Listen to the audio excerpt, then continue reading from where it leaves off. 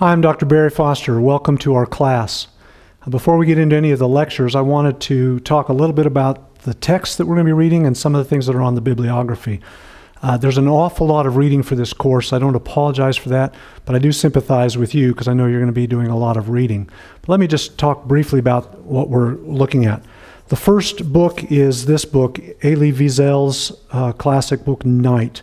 This is a book, if you haven't gotten the info yet, you should be reading this before class starts. You want to have this done as soon as possible.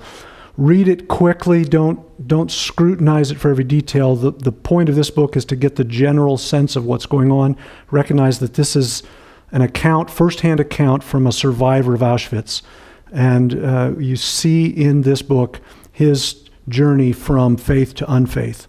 It's really important to read that and get that in your belt as soon as possible, under your belt as soon as possible. This book by C.S. Lewis, The Problem of Pain, can be a little challenging in points and very, very easy in others. And I include it because this was one of the seminal books that helped me as I began processing this whole question of the problem of suffering and evil. We'll talk more about some of the key things that he has to offer us, particularly in week 3, I think it is. The next two books are books that we'll be reading through, most of them together. How Long, O Lord? Reflections on Suffering and Evil by Donald Carson, and then Gregory Boyd's Is God to Blame? Beyond Pat Answers to the Problem of Suffering. These are very different approaches to the issue of suffering, coming from very different theological positions. Both of them are well worth your time and well worth your deep consideration. And I'm hoping that you will read these carefully and taking notes. You're going to want to digest these well. In fact, one of your assignments is going to be to take one of these two and to write a book critique about that book. You'll see the instructions for that in Blackboard. But we'll be spending a lot of time with Carson and with Boyd. You also have a bibliography that's offered to you of a lot of other books that you can be looking at. A couple in particular that I want to point out. One is by Randy Alcorn, If God is Good, Faith in the Midst of Suffering and Evil.